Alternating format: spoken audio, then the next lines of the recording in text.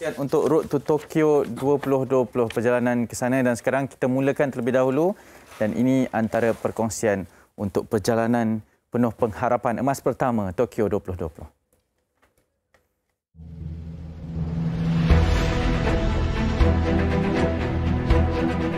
Sukan Olimpik, acara sukan terbesar dan paling berprestij di dunia selain daripada kejohanan bola sepak Piala Dunia. Acara ini diadakan setiap 4 tahun sekali, di mana atlet dari seluruh dunia dan cabang sukan yang berbeza berkumpul di salah satu bandar utama sesebuah negara yang ditentukan oleh Jawatan Kuasa Olimpik. Kali terakhir tamasya itu dianjurkan ialah pada tahun 2016 apabila Brazil menjadi tuan rumah. Acara Olimpik di Rio de Janeiro disambut gilang gemilang dengan disertai 11,303 atlet dari 206 negara. Selepas Brazil, Jepun terpilih menjadi tuan rumah bagi Sukan Olimpik 2020.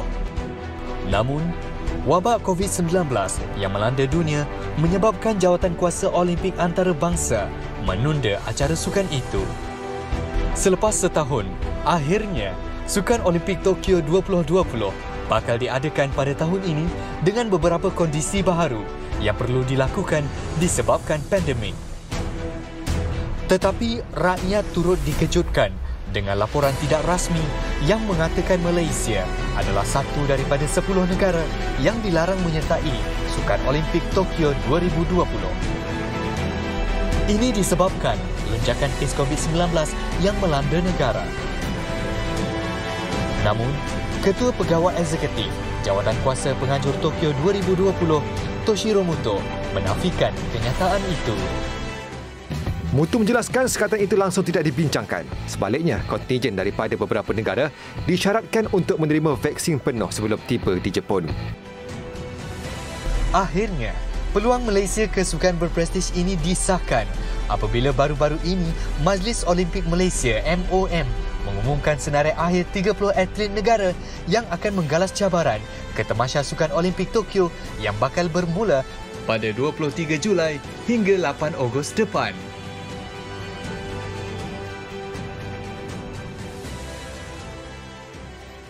Okey, demikian harapan kita untuk melihat persembahan yang cemerlang dari atlet mewakili Malaysia dalam Tokyo 2020. Ya, kita nak bersama dengan 3 individu watak penting dalam perjalanan untuk ke Tokyo 2020 ini. Yang pertama kita perkenalkan terlebih dahulu Dr. Kamarul Hashimi Husin, Pengarah Bahagian Perubatan Sukan ISN Institut Sukan Negara. Assalamualaikum, Doktor. Oh, doktor dah terkeluar pula. Nanti kita masuk balik. Yang kedua adalah Cik Jeffrey Ngadirin, Pengarah Bahagian Atlet Majlis Sukan Negara Malaysia. Selamat pagi. Assalamualaikum. Selamat pagi. Dan lengkapkan lagi dengan penampilan atlet gimnas negara yang begitu masyur. Farah Ain Abdul Hadi, apa khabar? Khabar baik. Okey. Terima kasih yang ketiganya kerana sudi bersama dengan kami. Okey, yang pertama kita mulakan dengan Pengarah Bahagian Atlet Majlis Sukan Negara, Cik Jeffrey Ngadirin. Untuk persediaan sebenarnya, bagaimana persediaan atlet kita 23 hari bulan kan Olimpik ini? Apa mood sebenarnya atlet-atlet kita sekarang ni? Ada yang dah berlepas pun ke Tokyo? Assalamualaikum, selamat pagi semua. Sebenarnya pasukan pertama telah pun terbang ke bumi Jepun adalah pasukan pelayaran pada 8 hari bulan itu. Seramai 4 orang atlet dan 3 orang jurulatih telah pun sampai sana dan telah pun jalani latihan bermula hari ini. Manakala pasukan sekretariat telah pun berlepas pada 10 hari bulan yang lalu. Dan kelompok terbesar akan berlepas ke Tokyo adalah pada 17 hari bulan yang melibatkan lebih kurang sama 39 orang. Ya. Dan pada masa ini semua atlet berada dalam keadaan siap siaga untuk menghadapi tamasya sukan terbesar di dunia ini. Mereka telah menjalani latihan sejak lepas Olimpik Rio yang lalu hinggalah sekarang fasa terakhir. Dan dalam fasa terakhir adalah lap yang kita buat fakam latihan secara kuarantin ini. Nampaknya semua atlet sudah bersedia untuk menghadapi cabaran terbesar dalam kerjaya mereka sebagai seorang atlet. Itu dia. Okay, Dr. Kamarul, macam mana mempersiapkan sebersebi terutama aspek kesihatan untuk memastikan persembahan yang terbaik mampu diberikan? Sebab ini kali pertama situasi yang cukup berbeza berbanding dengan Olimpik sebelum ini kan. Situasi yang semua negara alami. Jadi macam mana kita memastikan momentum dan juga persiapan aspek kesihatan itu, stamina semuanya pada tahap yang tip-top untuk perform di Olimpik? Ya, Assalamualaikum. Terima kasih. Pertama kali kami telah berjaya mendapatkan vaksin untuk kepada semua kontingen dan juga kepada atlet-atlet negara kita. Mereka mendapat dos yang pertama semasa bulan puasa hari itu, hari yang pertama puasa, dan juga dos yang kedua ketiga minggu selepas itulah. Alhamdulillah semua tiada masalah selepas mengambil vaksin tersebut. Kemudian mereka juga berlatih secara kuarantin berpusat di Bukit Jalil.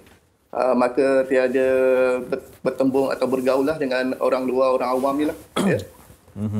Kemudian seperti kita jangka, kita akan bertolak pada 17 hari bulan ini. So lagi Sabtu inilah kita akan bertolak dan opening ceremony-nya adalah dalam masa 10 hari lagi. So tak lama dah. So makin lama makin dekat lah. So atlet-atlet kita pun sudah bersedia untuk bertanding dan mereka juga dalam keadaan sihat semua. Alhamdulillah. Dan kita juga pesan kepada mereka untuk patuhi SOP yang telah dinasihatkan, iaitu memakai mask, sentiasa memakai mask. Dan juga semasa dalam penerbangan juga kita akan bagi double mask, iaitu mask surgical mask dan juga cloth mask. Selain itu kita juga provide face shield jugalah. So saya kira kita maklum kalau kita pakai double mask ni, kita protect diri kita kepada 85%. Kalau kita pakai satu mask saja mungkin 50%. So terbaiknya adalah memakai double mask sentiasa semasa di perkumpulan sukan dan juga di tempat pertandingan. Dan saya disedia maklum di sana juga mereka mewajibkan setiap atlet yang berada dalam perkampungan sukan perlu memakai mask sentiasa. Kalau mereka tidak pakai, mereka akan dibagi warning lah. Dan juga kemungkinan kalau mereka tidak pakai langsung, mungkin terpaksa ditarik diri oleh penganjur sukan. Ketegasan yang berbeza. Betul. Okey, bintang yang dinantikan Farah Ann. Jadi pastinya semua memberikan tumpuan untuk anda. Baik, itulah. Tadi saya nak tanya sesuatu. Farah, akhirnya Olimpik yang awak nanti-nantikan ini bakal berlangsung juga tak kurang daripada 10 hari nanti. Farah Ann mungkin boleh ceritakan persediaan. Dah berapa lama berkampung sebenarnya Farah Ann? Assalamualaikum dan selamat pagi. Sekarang kita sudah berkampung dah lama betul sampai tak ingat daripada full quarantine based training since lepas raya sampai sekarang. Saya punya latihan sangat bagus. Saya rasa saya almost 100% ready dan oleh sebab saya tidak pergi ke pertandingan luar negara, tetapi di sini alhamdulillah saya punya judges, Malaysian judges telah lakukan, kita panggil control testing setiap hari Jumaat for the past 4 weeks untuk memastikan saya dalam competition ready status, dan sekarang saya rasa sangat bersedia. Di sini memang sangat ketat kita punya SOP, memang kita jaga kesihatan, kita jaga jarak untuk memastikan kita selamat dan sihat untuk lepas ke Tokyo, dan saya sangat excited untuk finally dapat pergi ke Tokyo 2020 dalam 2021 and excited untuk compete untuk Malaysia di Jepun nanti. Okey, jadi Farah ada juga bertanya tentang faktor umur ya. Farah dalam usia 27 kan tahun ni? Yes. Muda lagi. Muda lagi. Doktor jangan senyum ya doktor. Okey. Sebenarnya memang untuk sukan gimnastik ni umur saya 27 tahun tu boleh kira senior, kita panggil pro senior, tetapi because of the advancements of sport science dan juga faktor physio dan terapi, saya dapat memanjangkan kerjaya saya dalam sukan gimnastik, dan actually dalam dunia sekarang memang atlet dapat bertahan lebih lama kerana this effectiveness of the sport science studies. Itu dia. Dan kita pun dapat melihat biasanya kalau gimnas usia tertentu kan, tapi tadi dah dibuktikan mengenai kajian sains dan perkembangan teknologi. Doktor sokong berkenaan dengan perkara tersebut dari sudut sains sukannya doktor? Kemajuan sains doktor? Ya, betul. Memang kita pun semasa di Jepun nanti kita akan bawa 2 doktor, 3 fizio 5 jururut sukan dan juga 2 pakar sains sukan ya. So mereka ini akan membantu atlet semasa berada di Tokyo dan juga kita akan menjaga kesihatan dan juga merawat kecederaan sekiranya ada lah supaya mereka dapat bertanding semasa di Tokyo nanti. Ya. Itu dia. Ya, Encik Jeffrey, saya nak tanya satu soalan. Ini berkaitan dengan sebab difahamkan antara SOP yang ketat juga diberikan oleh pihak penganjur di Olimpik Tokyo. Memang sangat ketatlah, saya baca pun saya rasa macam wow, ini satu penganjuran yang sangat-sangat luar biasa, apatah lagi di kala pandemik ini. Bagaimana sebenarnya persediaan dan juga sambutan daripada Camp Malaysia sendiri untuk pergi ke Tokyo? Adakah ini mengubah mentaliti kita semua dalam masa untuk mencari pemburuan emas pertama Olimpik ni, Cik Jeffrey? Memang kalau kita lihat SOP ditetapkan oleh Pak Penganjur sangat ketat. Macam Dr. Kamrul maklumkan tadi, sebenarnya apabila sebelum mereka bertolak ke Jepun lagi, pergerakan mereka telah pun diawasi melalui 2 aplikasi yang telah dibangunkan oleh pihak penganjur. Dan setiap atlet jurulatih dan pegawai kontingen Malaysia terpaksa login kepada 2 aplikasi tersebut untuk mengawasi pergerakan dan juga sertifikat kesihatan. Ya. 3 hari sebelum mereka berlepas, mereka telah menjalani kuarantin kendiri dan menjalani ujian swab setiap hari. Dan apabila mereka tiba di sana juga, mereka juga akan menjalani kuarantin dan ujian swab, ujian saliva test atau ELIO setiap hari sehingga mereka pulang. Jadi peraturan ataupun SOP terapkan ini adalah untuk memastikan para atlet sentiasa selamat semasa bertanding di Tokyo. Memang kita lihat para atlet dan jurulatih pada mulanya agak sukar untuk mematuhi SOP-SOP ditetapkan, tapi alhamdulillah mereka telah berjaya memakai atau mematuhi SOP yang telah ditetapkan dan pihak kontingen memantau semua atlet ini sebut sama ada mereka mematuhi atau tidak.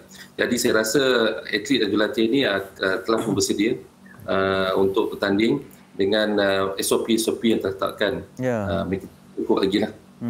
Okey, Farah, bila kali terakhir sertai pertandingan antarabangsa ataupun dunia sebelum ini? Kali terakhir saya compete adalah semasa 2019 SEA Games yang diadakan di Filipina. So agak lama. Agak lama saya tak bertanding. Ialah dengan kerana pandemik and sepatutnya memang saya ada satu pertandingan sebelum saya pergi ke Olimpik di Mesir, tetapi kerana quarantine period yang 2 minggu semasa kami kembali dan juga memikirkan kesihatan dan keselamatan saya, kita decide coaching team untuk tidak pergi beraksi di sana dan lebih selesa kita di sini, make sure that saya ready and safe di sini untuk bertanding di Tokyo nanti. Farah, sebagai seorang atlet, adakah anda juga membuat tinjauan siapa bakal saingan di pentas prestasi nanti? Semestinya di sana nanti memang semua hebat. Kita ada 98 atlet yang akan bertanding untuk perempuan dan 98 untuk lelaki, dan kiranya this is the best of the best in the world. Dan of course Simone Biles, which is the goat of gymnastics, akan bertanding di sana. Dan saya punya one of my impian adalah untuk just buat terbaik untuk Malaysia di sana. Farah akan masuk all round event kan? Yes, so kita akan masuk qualification, which means saya akan buat all 4 events di Tokyo nanti. Okey. Baik, itu pastinya sebab dah 2 tahun ni kan, apatah lagi terus pergi ke Olimpik. Doktor, saya nak tanyakan sebab mungkin antara perkara yang menarik juga Farah katakan tadi lah kali terakhir untuk SEA Games Filipina. SEA Games tahun ni pun ditunda. Jadi sebenarnya untuk atlet Malaysia yang akan ke sana kan, bagaimana persediaan dari sudut fizikal mereka, dari sudut assessment dari pihak ASN tentang persediaan mereka sebagai atlet nak bersaing selepas beberapa lama tidak pergi menyertai kejohanan luar, Doktor? Ya, terima kasih. Basically kita ada kepakaran daripada sains sukan, so mereka akan memantau daripada aspek kecergasan mereka. So semasa musim COVID ini pun mereka sentiasa berlatih, so mereka tidak berehat langsung. So sebab atlet ini memang kena berlatih selalulah untuk mereka sentiasa bersedia untuk bertanding. So alhamdulillah sekarang mereka semua di tahap kecergasan yang optimum dah. Dan saya rasa mereka bersedia daripada segi fizikal dan mentally. Itu dia. Semua nampaknya memang tak sabarlah untuk membuktikan sesuatu. Walaupun dah lama, tak mungkin ada yang tak lama berasa ini peringkat antarabangsa, tapi tetap ada semangat momentum yang kita tak dapat nafikan lagi untuk memberikan yang terbaik demi Malaysia tercinta. Cik Jeffrey, mungkin yang terakhirnya, persediaan ataupun adakah segala proses untuk menghantar kontijen-kontijen negara ini? Semuanya? Ya, sudah bersedia Encik Jeffrey? Semua berjalan dengan lancar. Alhamdulillah semua dapat sokongan daripada pihak berkaitan. Contohnya kat airport kita telah mengadakan bincangan pihak MAS, MAB, YB Menteri pun dah lawat airport hari Ahad lepas. Pihak NAKMA, KKM juga memberi bantuan kita untuk memberi laluan khas bila atlet pergi dan juga balik nanti. Dan proses kuantimu telah kita selesaikan. Jadi kita harap hanya sekarang ni untuk atlet bertanding tanpa sebarang keraguan, tanpa sebarang kebimbangan, berusaha bersungguh-sungguh, berjuang bersungguh-sungguh untuk memastikan mereka mencapai prestasi terbaik mereka lah di Olimpik nanti. Ya. Okey, dan akhirnya Farah, sesuatu untuk penyokong, peminat dan juga rakyat Malaysia yang mengharapkan anda memberikan yang terbaik untuk negara, silakan. Ya. Pertama kali saya ingin berterima kasih kepada seluruh rakyat Malaysia yang sentiasa memberi sokongan kepada kita atlet dan untuk teruskan sokongan kepada kita untuk bertanding di Tokyo nanti. Dan saya akan buat yang terbaik yang di Tokyo dan saya harapkan seluruh rakyat Malaysia dapat lihat dan sokong kami daripada jauh. Yes, okey, sebab ucapan tu doktor lepas ni Farah tak payah training lah Doktor, yang terakhirnya dari sudut kumpulan ataupun bahagian sokongan dari sudut sains sukan dan juga ASN ini, mungkin ada perkara yang ingin dikongsikan juga, doktor, silakan. Ya, Alhamdulillah kita akan memberi perkhidmatan sokongan daripada segi perubatan dan juga sains sukan kepada atlet-atlet ini, dan saya haraplah pengajuran Tamasya Olimpik kali ini walaupun dengan adanya pandemik COVID ni dapat berjalan dengan lancar, dan penularan COVID-19 ni di dalam perkampungan sukan dan juga di tempat pertandingan dapat dikawal lah. So, dan berharap agar atlet dapat bertanding tanpa ada rasa risau dan insya-Allah dapat pamerkan aksi cemerlang dan terbaik. Dan kita mengharapkan mereka dapat meraih pingatlah untuk Malaysia terutamanya. Okey, kepada Dr. Jeffrey dan juga Farah Ann, kami nak tinggalkan anda dengan satu kata-kata semangat dari Fetri Yahya, versi Fetri Yahya yang puitis, silakan. Apa yang awak boleh berikan kepada mereka ni? Itu dia, mereka ni akan menjadi sesuatu yang mega. Dan kalau Jepun terbitnya matahari, mereka terbitnya sanubari untuk Malaysia. Mantap, itu dia. Semoga berjaya kita ucapkan. Tapi saya tak sabar nak tengok macam mana situasi dengan disiplin yang ketat, SOP yang ketat, tapi mereka kan satu yang baru untuk kita semua. Betul. Terima kasih ketiga-tiganya, semoga berjaya ya. InsyaAllah. Terima kasih. Jaga diri. Assalamualaikum. Ya, kita dah ada atlet, pengarah semua dah ada, pakar kesihatan dah ada. Saya nak kongsikan dari sudut media juga, sebab mereka yang akan ke Tokyo nanti, sekarang pun dah diberikan satu aplikasi tahu untuk jejak di mana mereka berada. Jadi kalau macam media nak pergi ke Tokyo, dia kena beritahu apa venue yang dia nak pergi saja dan kemudian pulang ke perkampungan media. Tak boleh merayau. Tak boleh pergi mana-mana dah. Maksudnya kalau nak kirim apa-apa ke memang tak boleh dah. Dia kena declare dari awal dia nak ke mana. Itu dia. Begitu ketatnya SOP, dan ini akan menjadi sukan tamasya yang sangat berbeza daripada sebelum yang kita tahulah. Saya kira jumlah media pun dikurangkan. Ikut apa yang perlu je, sebab semuanya akan dibekalkanlah maklumat-maklumat kepada media rasmi. Betul. Okey.